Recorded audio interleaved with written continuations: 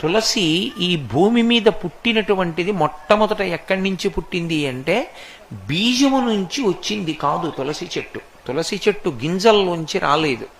తులసి చెట్టు వృంద అనబడేటటువంటి మహాపతివ్రత యొక్క శరీరము దగ్ధమైనప్పుడు ఏర్పడినటువంటి బూదిలోంచి విత్తనాలు చేశారు బ్రహ్మగారి యొక్క అనుగ్రహం చేత.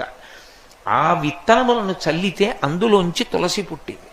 అందుకే అసలు తులసి కారణజన్మురాలు, లక్ష్మియే తులసిగా వచ్చింది. తులసికి ఒక్కదానికే ఒక లక్షణం ఉంది లోకంలో. తులసి సమస్త పాపములను హరిస్తుంది. ఎందుచేత హరిస్తుంది అంటే దాని గురించి పురాణంలో ఒక మాట ఉంది. యన్మూలే సర్వతీర్థాని యన్మధ్యే సర్వదేవతై యదశ్రీ సర్వవేదేషు తులసీత్వం నమామ్యహం అని. అది తులసి యొక్క గొప్పతనం. యన్మూలే సర్వతీర్థేషు, తీర్థములు అని ఉంటాయి లోకంలో. అసలు తీర్థయాత్రకి వెళ్ళామండి అంటారు.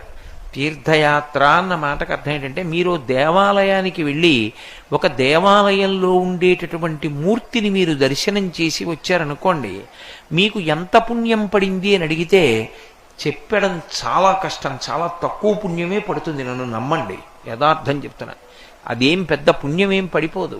అందుకే దేవాలయం లోపల ఉన్నటువంటి మూల విరాట్ని పరిస్థితి చాలా ఒత్తిడైతే, చాలా ఒత్తిడైపోయి లోపలికి వెళ్ళి దర్శనం చేసుకునేంత సమయం దొరకకపోతే లోపలికి వెళ్ళి దర్శనం కూడా చేసుకోక్కర్లేదు. మినహాయింపు ఇచ్చింది శాస్త్రం.